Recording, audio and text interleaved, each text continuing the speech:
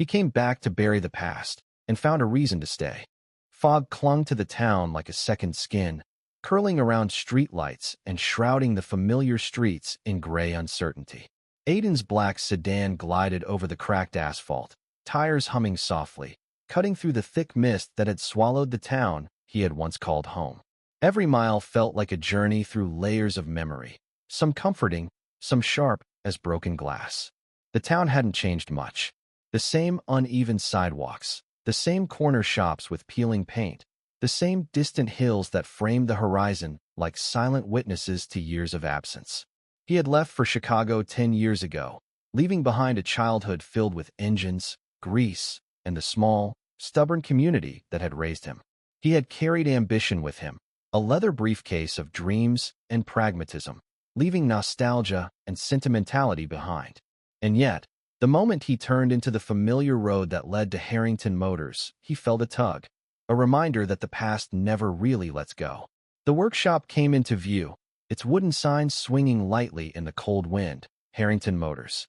The doors were open, revealing a pool of dim lights spilling onto the foggy street. The scent hit him before he even stepped out of the car. Oil, metal, and dust.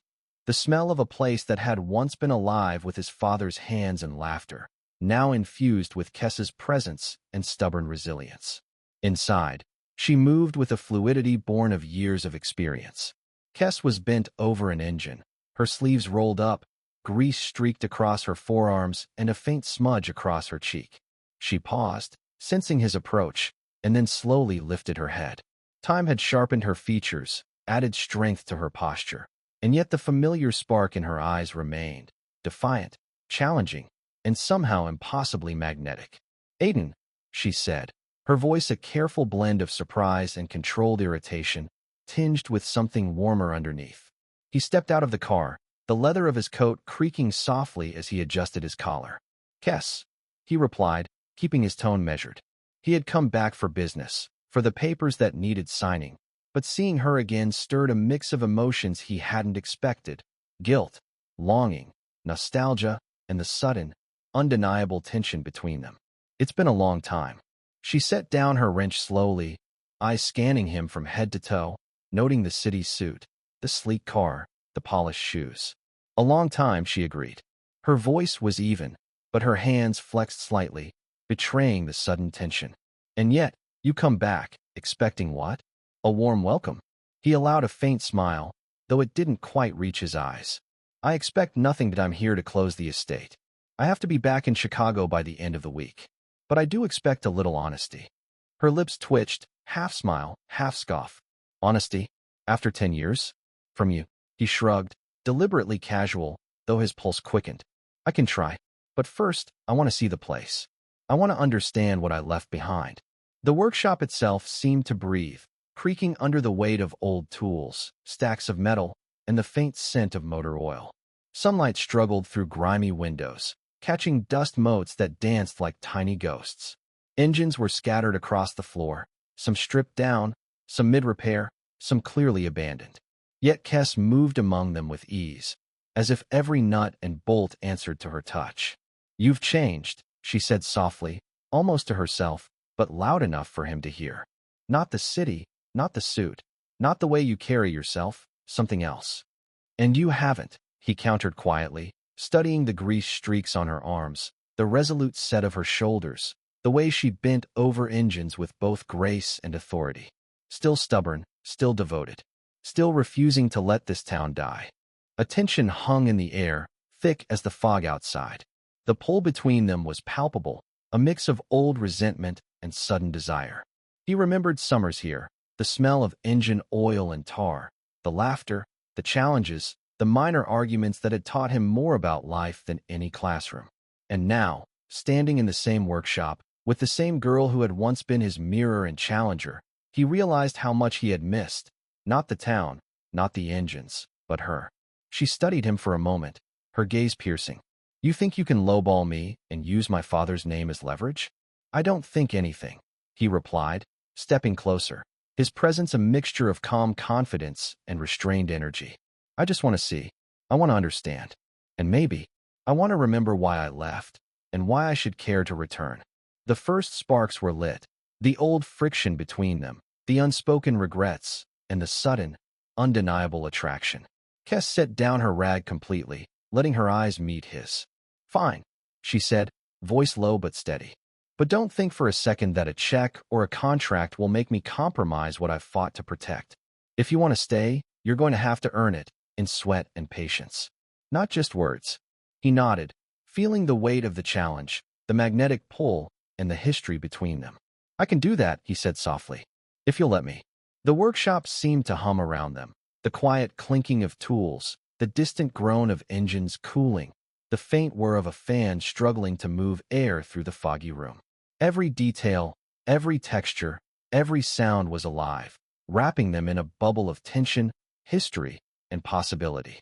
And as Aiden followed Kes deeper into the workshop, the past and present collided, setting the stage for a return neither of them would forget. The work was hard, physical, and humbling. Hands that were used to pins and contracts fumbled with wrenches and pistons. Kes guided him patiently, correcting mistakes without condescension, her touch occasionally brushing his arm as she demonstrated proper leverage or torque. Sparks flew, sometimes from metal, sometimes from the tension building between them. Hours passed. Sweat mingled with oil, and the workshop seemed to come alive with the rhythm of shared labor. They tightened bolts, replaced cylinders, and tuned the engine until it roared to life, filling the space with the satisfying growl of machinery that worked because it had been cared for. As the truck rumbled out onto the street, Kes clapped her hands, triumphant. "See? It's not just about profit. It's about people. And if you care even a fraction about your father, you'll understand that too." Aiden stepped back, watching the vehicle drive off, and felt a shift inside him. The pragmatism that had guided him for years, cold, efficient, and detached, was giving way to something heavier, warmer, and far more complicated. He hadn't expected to feel this again. Responsibility, attachment, and a flicker of something like pride. Kes leaned against the workbench, wiping her hands, and smiled. "Tomorrow, we tackle the generator for the Thompsons' delivery van. Are you in?" He met her gaze, feeling the unspoken challenge, the spark of old familiarity, and the subtle tension of attraction. "I'm in," he said. For the first time since he arrived, the papers in his bag felt distant. For the first time, the town wasn't just a place to sign a document and leave. It was a place that demanded presence, effort, and perhaps, unexpectedly, connection. And as the fog lifted further outside, the workshop became a crucible, not just of engines and machines, but of old wounds, new sparks, and a tentative bridge between the past and whatever future they might forge together. Night fell slowly over the town, draping the streets and rooftops in a quiet darkness that felt heavier than the morning fog. Inside Harrington Motors, the dim light from a single hanging bulb cast long shadows across the concrete floor, illuminating the contours of engines and scattered tools. Aiden and Kes were still there, hands blackened with grease, sleeves rolled up, the air thick with the smell of motor oil and metal shavings. The generator for the Thompsons' delivery van was stubborn, a relic of decades of hard use, and the two of them wrestled with it, side by side, exchanging quiet words and occasional laughter. Every movement was a blend of necessity and unspoken communication. The way Kes handed him a wrench just as he needed it, the way Aiden adjusted a bolt at the precise moment she directed. They were old companions and strangers at once, their history lingering in the spaces between each action. At some point, the engine roared to life, breaking the silence of the workshop, and they stepped back, breathless, smiling at the triumphant vibration under their hands. Kes wiped her face with the back of her sleeve, eyes glinting in the warm, flickering light. "See? Even an old pile of metal can still have life," she said softly, a teasing note in her voice. Aiden chuckled, running a hand through his hair, trying to shake off the tension that seemed to coil tighter with every shared glance. "I guess some things do have a spark left in them," he said, letting his eyes linger on her.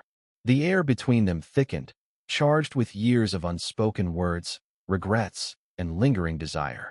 Kes leaned against the workbench, and for the first time that evening, her posture softened, her defenses lowered just slightly.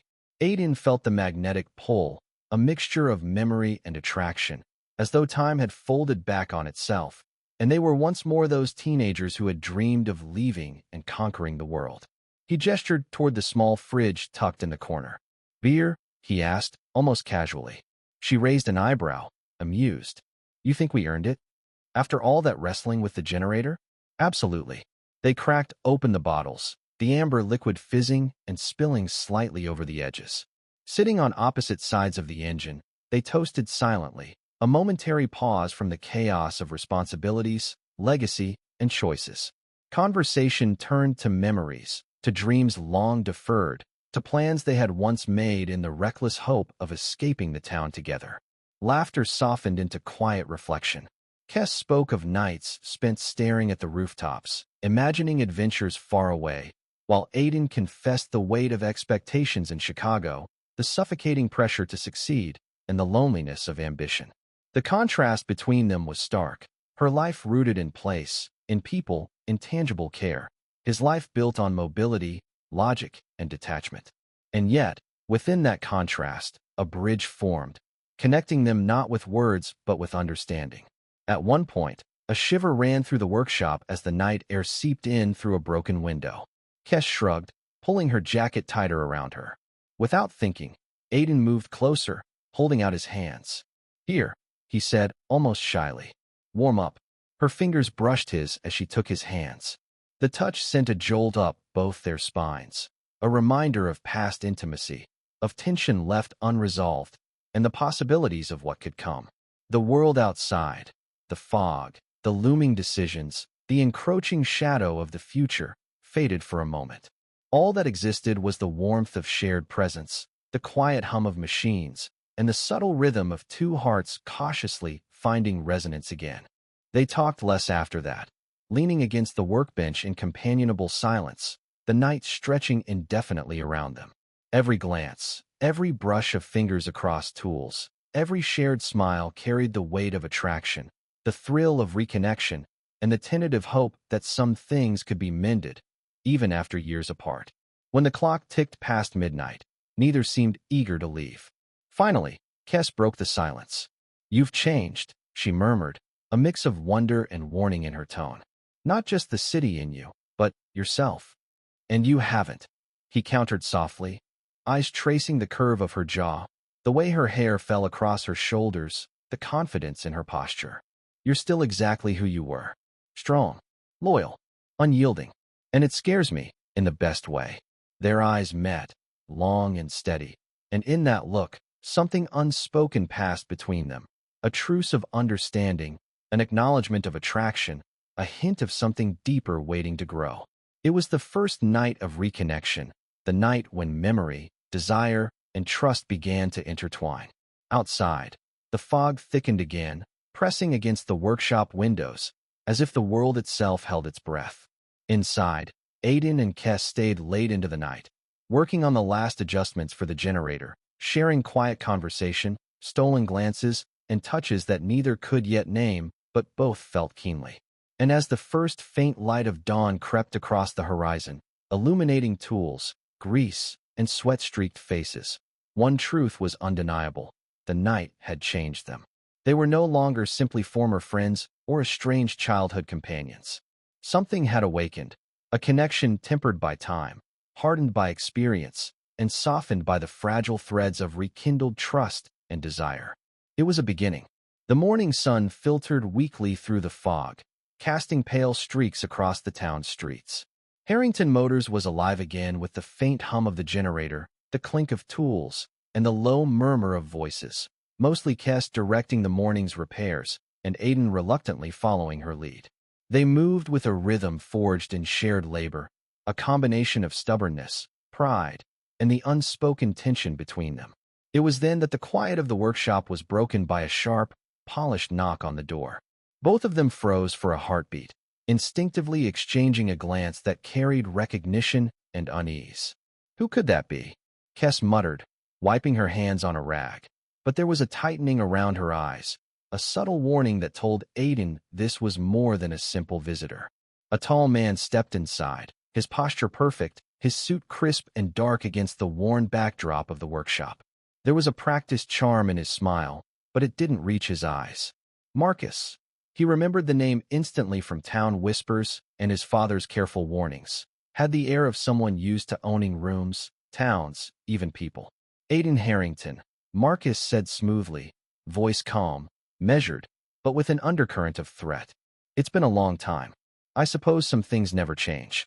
Aiden straightened, instinctively defensive, the years of legal training sharpening his mind for confrontation. Marcus, he said cautiously, still running this town as if it were your personal kingdom, I see. Kess stepped forward, placing a hand on a nearby workbench for balance, her presence tense. And you, she said slowly, still thinking everyone can be bought with a check. Marcus smiled again, a smile that didn't reach the cold glint in his eyes. I see Aiden has grown cautious, and Kess still passionate, still fiercely loyal. I respect that, but let's not pretend there's no business here. He held up a check, crisp and substantial, reflecting the weak morning light. Consider this a buyout, Aiden.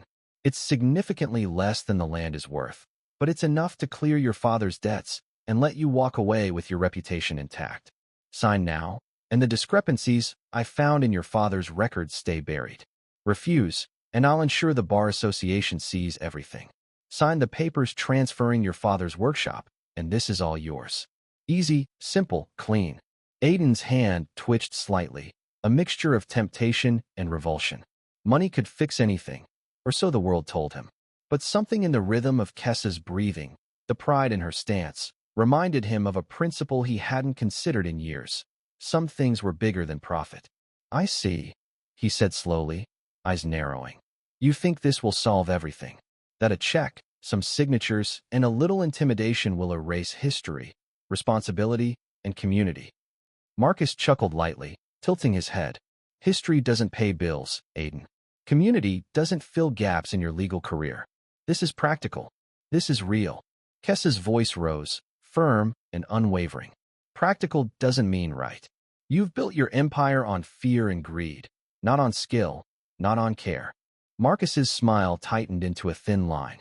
And you, he said, fixing his gaze on Kess, have built your loyalty into a trap. Charming, yes, but ultimately ineffective. You may think you can save this town, or this boy, Aiden, but reality has other plans. The words hit like cold water, and Aiden felt the weight of them. Marcus wasn't here to negotiate. He was here to dominate, to crush resistance with charm and capital. The check in his hand was not an offer. It was an ultimatum. And what if I refuse? Aiden asked, trying to keep his voice steady. Marcus's eyes flickered with a dangerous glint. Then the consequences are simple. The town loses what it loves. Your name carries scandal. My people will ensure your father's reputation is tarnished beyond repair. And as for you, well, your career in Chicago may survive, but the shadow of failure and disgrace will follow you wherever you go. Kessa's jaw tightened. She glanced at Aiden, her gaze demanding strength, courage, and decisiveness. She had trusted him to make the right choice before, and now the test was laid bare in stark terms. Aiden swallowed hard, the weight of the ultimatum settling across his shoulders. Time was running out. Every hour spent here made the city feel further away. This wasn't just about papers, signatures, or legacy. This was a battle of wills, principle, and heart. Marcus placed the check firmly on the nearest workbench, leaning slightly forward as if asserting dominance over the space. Think carefully. The clock is ticking. Decisions made in hesitation are decisions lost forever. And with that, he turned, his polished shoes clicking against the concrete floor, leaving behind a silence that was almost tangible, heavy with tension, anticipation, and the lingering scent of oil and threat. Kess exhaled slowly, her hands gripping the edge of the workbench. He's not bluffing, she said quietly, more to herself than to Aiden. Everything he said, it's true. And if you don't act. Aiden met her gaze, seeing the fire there, the trust, and the implicit challenge. He had returned to settle papers, but now he understood that the town, the workshop, and Kess herself were stakes far higher than money. For the first time in years, Aiden felt the full weight of responsibility, not just to a legal document, but to people, to history, and to something far more human than contracts or checks. The die had been cast. The antagonist had arrived, and the game was no longer a choice. It was a necessity. The workshop was unusually quiet after Marcus's departure. The echo of his polished shoes had barely faded before Aiden sank onto a worn stool, rubbing his temples, feeling the full weight of the ultimatum.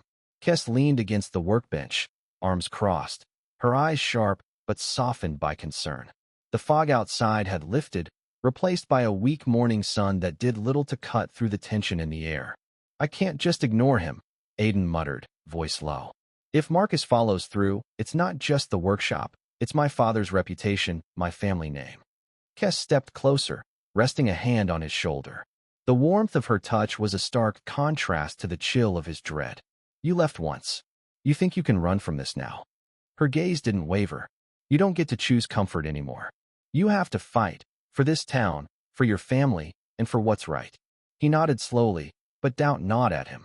The town, the workshop, the people he had grown up with, they deserved protection. But could he trust his instincts after years of law, of contracts, of city logic that had always prioritized pragmatism over heart? His gaze fell on an old wooden cabinet in the corner, partially hidden under a dusty tarp. Something about it drew him closer. Kes watched silently as he moved to lift the tarp, revealing a stack of aged folders and envelopes. They were his father's papers, letters, invoices, personal notes, and old photographs. Aiden picked up a set of letters, carefully opening one to reveal his father's familiar handwriting. As he read, the narrative unfolded. Debts that his father had quietly taken on, loans from Marcus to pay for Aiden's first year of college, gifts sent anonymously to local children, and promises made in secrecy to protect the workshop and community. Each line revealed a man driven by integrity and care, working behind the scenes to preserve something far greater than himself. Aiden's breath caught. The arrogance and resentment he had carried for years melted slightly, replaced by a raw, aching understanding. His father had been the invisible thread holding the town together, shielding the workshop, and nurturing both community and family. The debts Marcus held over him were not for selfish gain. They were manipulated into a weapon, twisted to create leverage against Aiden. Kes stepped closer, her eyes scanning his face as he read. "You see now," she said softly, "why I fight. Why I protect this place. Your father did what he had to do, and now it's our turn." Aiden looked up, meeting her gaze. Something in her expression, the unwavering loyalty, the mixture of anger and hope, stirred a determination deep within him. I didn't see it before," he admitted. "I thought all of this was just small-town sentiment. Now I see what he built, and what Marcus wants to destroy." Kes placed a hand over his. "Then don't let him. Not for the money, not for the threat. Do it for the town, for your father, for yourself." The afternoon passed in a blur of preparation. Aiden reviewed legal files and old contracts, piecing together the threads of his father's efforts, identifying weaknesses in Marcus's leverage, and mapping out how the townspeople might respond if the confrontation went public. Kes assisted him, bringing tools, coffee, and local insight, guiding him through the nuances of the community and the workshop that he had once known but never fully appreciated. By evening, Aiden felt a shift within himself. The boy who had left the town for ambition and city life was gone. In his place was a man tempered by understanding, responsibility, and a burgeoning sense of purpose. The past was no longer a burden, it was a foundation, and Kes, standing by his side, was no longer merely a reminder of home but a partner in the fight that was to come. As night settled, the workshop hummed with quiet energy. The generator purred, the faint glow of lamps cast long shadows, and Aiden and Kes moved through the space with a newfound rhythm, repairing, planning, and strengthening the fragile threads that tied them to the town and to each other. Aiden finally leaned against a workbench, exhaustion and resolve coiling together. "Tomorrow," he said quietly, almost to himself, "we show Marcus that some things, some people, aren't for sale. Not now. Not ever." Kes smiled, a mix of pride and something softer. "Then let's not keep him waiting." The next morning, the workshop buzzed with purposeful energy. The generator hummed steadily, tools clinked, and sunlight streamed through the high windows, illuminating the dust motes that danced lazily in the warm light. Aiden moved with a quiet intensity, flipping through folders, reviewing contracts, and making notes with the precision of a man accustomed to law and strategy. Kes watched him, a mixture of admiration and curiosity in her eyes. "You've really changed," she said, leaning against a workbench, arms crossed. "I thought you'd just sign the papers and vanish back to Chicago." Aiden didn't look up. "I could have. But all of this isn't just a property. It's legacy. It's people. It's my father's life." And Marcus, his jaw tightened. He underestimated me. Underestimated what I know, what I can do. Kess nodded, sensing the shift in him. "So what's the plan?" He laid out the documents and evidence he had discovered. Old ledgers, letters, and photographs revealing that Marcus had fabricated parts of his case against Aiden's father, manipulating debts and transactions to control not only the workshop, but the entire town's perception. Aiden's mind raced as he connected the dots, mapping out how Marcus's schemes could be exposed publicly. "We go public," Aiden said finally. "Marcus thrives on secrecy. If the townspeople see the truth, if we reveal his manipulations, his leverage disappears. We don't just fight for the workshop. We fight for the town, for my father's honor, and for ourselves." Kessa's eyes narrowed, a spark of excitement in her gaze. "And how exactly do you plan to do that?" Aiden smiled faintly, a glint of determination in his eyes. "We provoke him, force him to act, to reveal himself. And when he does, everyone sees it. No hiding, no threats, no checks. Just truth." The afternoon was spent preparing. Kess organized the workshop for maximum efficiency, cataloging engines, parts, and tools as if readying a fortress. Aiden made discreet calls, setting up town meetings, and ensuring that key witnesses and records would be available. Each step was meticulous, strategic, and bold, a far cry from the passive, calculating lawyer who had arrived 2 days prior. The town square was alive with murmurs and curiosity as the evening meeting began. Lanterns lined the streets, casting warm, flickering light across the cobblestones, illuminating familiar faces, neighbors, shopkeepers, and those who had grown up alongside Aiden and Kess. The air was tense, thick with anticipation, as everyone seemed to sense that something monumental was about to unfold. At the center of the square, Marcus stood confidently, flanked by 2 of his associates. His tailored suit and polished shoes seemed almost out of place amidst the worn benches and the faint smell of wood smoke from nearby chimneys. His smile was practiced, his demeanor calm, but Aiden saw it for what it was, the facade of control masking thinly veiled panic. Aiden stepped forward, flanked by Kess. He held the papers carefully in his hands, the evidence meticulously compiled over the past 2 days. The crowd watched, curiosity sharpening into expectation. "Good evening, everyone," Aiden began, his voice steady, projecting across the square. "I'm here not just as Aiden Harrington, but as someone who has seen this town endure, as someone who understands what it means to care about community, legacy, and truth." A murmur of agreement rippled through the crowd. Kess stood beside him, silent but strong, her presence reinforcing his words. Marcus cleared his throat, feigning patience. "And what exactly are you trying to imply, Aiden?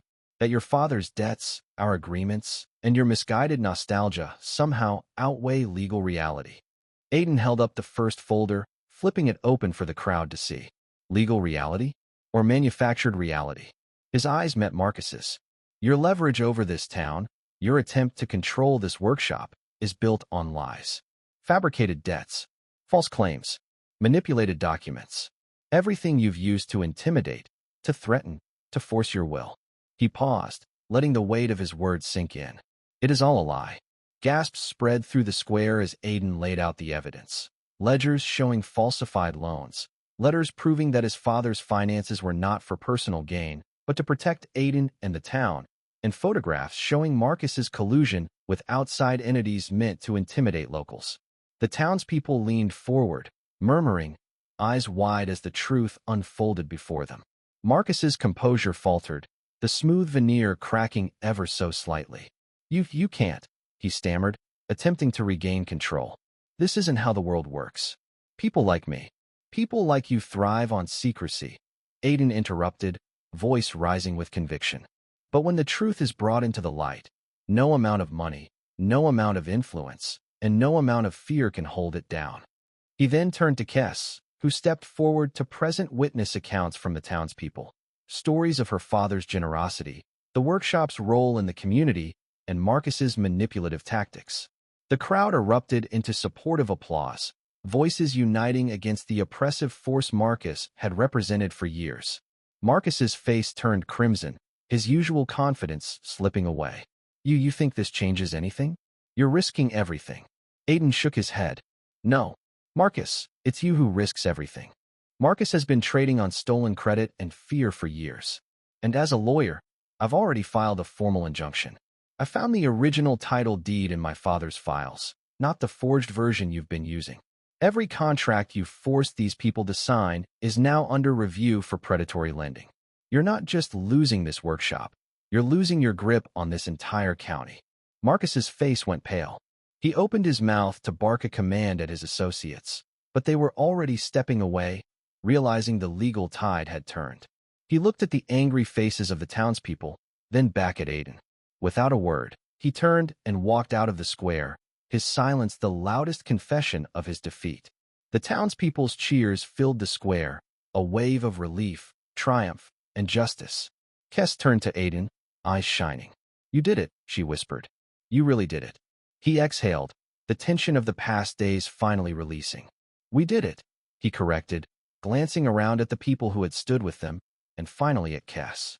Together, they walked through the cheering crowd toward the workshop, side by side, hands brushing, hearts pounding, not just from victory, but from the realization that they had faced the storm and emerged stronger. The workshop, the town, and their connection were intact. And as the night settled over the valley, Aiden and Kes paused at the workshop's entrance, looking at the familiar tools, engines, and workbenches. The fight had been won, but the future still awaited, uncertain, challenging, yet filled with possibility. For the first time in years, Aiden didn't want to leave. He had a home, a purpose, and someone beside him who shared both. And the sun had not yet set on what they could build together. Aiden looked at the workshop, then at Kes. The grease on her cheek, the fire in her eyes. It was more real than anything he'd found in the glass towers of Chicago. He took her hand, their fingers intertwining over the worn workbench. "I'm not leaving, Kes. Not this town, and not you." Kes smiled, leaning her head on his shoulder as the first true morning of their new life began. They had reclaimed their legacy, and for the first time, the future wasn't a contract to be signed. It was a story they were going to write together.